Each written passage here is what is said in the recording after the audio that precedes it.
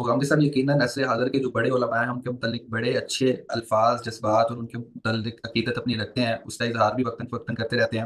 لیکن علماء ان کے متعلق اس طرح کا ایک رویہ قبولیت کا بالعموم نہیں رکھتے۔ تو اگر آپ اپنی نوازش کرتے ہوئے یہ فرما دیں کچھ شخصیات کے میں اگر آپ کے سامنے نام لوں، غامدی صاحب ان کے متعلق کس کس طرح کے الفاظ اور جملے ان کے متعلق حسن زن کے اعتبار سے فرماتے ہیں،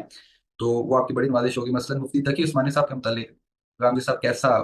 رویہ رکھتے ہیں اور کیا ان کے متعلق نہیں، اکثر؟ مفتی تقی عثمانی صاحب اس عہد کے شاید پاکستان بلکہ عالم اسلام میں جو ہماری روایتی دینی فکر ہے اس کے سب سے بڑے عالم ہیں۔ ان کی عظمت علمی کا اعتراف غامدی صاحب کے یہاں بھی پایا جاتا ہے۔ میں نے کبھی بھی کسی بھی درجے میں، یہاں تک کہ ایک بڑا مشہور واقعہ ہے، ایک لائیو ٹی وی کے پروگرام میں کسی شخص نے آ کے مفتی تقی عثمانی صاحب کی نسبت سے ایک بات بیان کی، تو وہ بات تھوڑی سی مذاق خیزی والی بات تھی، تو غامدی صاحب نے سنتے ہی کہا کہ مفتی صاحب یہ بات نہیں کہہ سکتے۔ ان کی چیزوں کو بھی انہوں نے دیکھا ہے۔ ان کا جو ترجمہ قرآن ہے، خود غامدی صاحب چونکہ مترجم ہیں، قرآن کے مفسر ہیں، ان کا ترجمہ قرآن بھی ان کی اسٹڈی میں موجود ہے۔ ان کے علم سے بھی وہ استفادہ کرتے ہیں، ان کی جو سنجیدگی ہے، ان کی جو متانت ہے، اور جو علم کا پس منظر ہے اس خانوادے میں۔ ہم نے اس پر پورا دنیا نیوز پہ ایک پروگرام کیا ہے مفتی رفیع عثمانی صاحب کی رحلت کے موقع کے اوپر، کہ یہ جو پورا کا پورا خانوادہ ہے اس نے بر صغیر میں علم کی روایت کے فروغ کے لیے کیسی جانگسل محنت کی ہے، اور اس وقت جو اعتدال کا رویہ ہے، جو لوگوں کو شدت پسندی سے دور رکھ کر جو پوری کی پوری منہاج ہے جس کو ہم فقہی منہاج کہتے ہیں، اس کے بڑے آدمی ہیں مفتی تقی عثمانی صاحب، اور ان کے لیے دل میں بڑی قدر و منزلت ہے۔ اور میں ذاتی طور پہ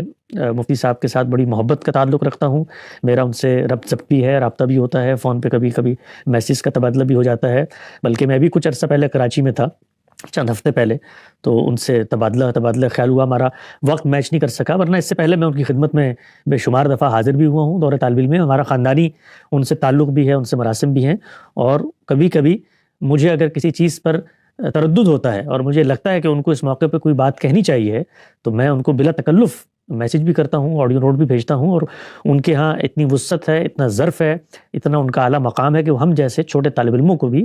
جواب دیتے ہیں۔ اور کیونکہ میں نے عرض کیا ہمارا ان سے خاندانی تعلق بھی، ہمارے بزرگ اور آبا ان کے بزرگوں اور آبا کے ساتھ جڑے ہوئے تھے، تو وہ خاندانی مراسم کی رعایت بھی ہمیشہ میں نے ان کے یہاں دیکھی ہے، تو ہمارے دل میں ان کی بڑی عزت ہے۔ کبھی آپ نے ہمارے کسی عالم سے کسی فورم پر مفتی صاحب کے لیے کبھی کوئی ادنیٰ استغفاف کا جملہ بھی نہیں سنا ہوگا۔ ہم حقیقی طور پہ ان بڑے لوگوں کی عزت بھی کرتے ہیں، اور سمجھتے ہیں کہ قوم کو بھی ان علماء کی طرف نظر کرنی چاہیے جو علم کے نام پر لوگوں کو مناظرے کرتے ہوئے انہی مسالک کے لوگ نظر آتے ہیں۔ وہ اس مکتبہ فکر یا اس منہاج کی حقیقی ریپریزنٹیشن نہیں ہے۔ حقیقی علماء یہ سنجیدہ لوگ ہیں، اور میں ذاتی طور پر ان سے، ان کے بعد بہت سارے رویوں کی وجہ سے متاثر ہوں، بلکہ میں نے زندگی میں ان سے اثر لیا۔ مجھے یاد ہے کہ ایک زمانے میں خود دیوبندی مسلک کے ایک بڑے مناظر ہیں، آج کل تو متکلم ان کو اسلام کا کہا جاتا ہے، وہ میرے پاس آئے اور انہوں نے کہا کہ مجھے مفتی تقی عثمانی کے پاس لے جائیں۔ میں دور طالب علمی کی بات آپ کو بتا رہا ہوں کہ ان کے پاس لے جائیں، اور میں نے ایک کتاب لکھی ہے احناف کے دفاع میں اور اہل حدیثوں کے رد میں، تو میں چاہتا ہوں کہ اس پر وہ شاباشی بھی دیں، تقریر بھی لکھیں، سائن بھی کریں، اور کچھ اس طرح سے۔ تو میں لے کر گیا ان کو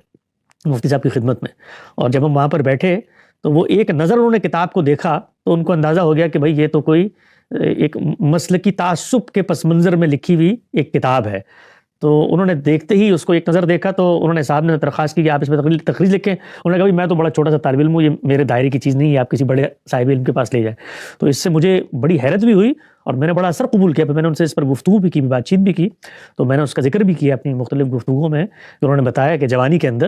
میرے اندر بھی یہ چیز موجود تھی کہ میں بڑے سخت کاٹدار اور نوکیلے جملے لکھ کر لوگوں پہ تنقید کرتا تھا، پر میرے والد صاحب نے مجھے توجہ دلائی کہ وہ الزام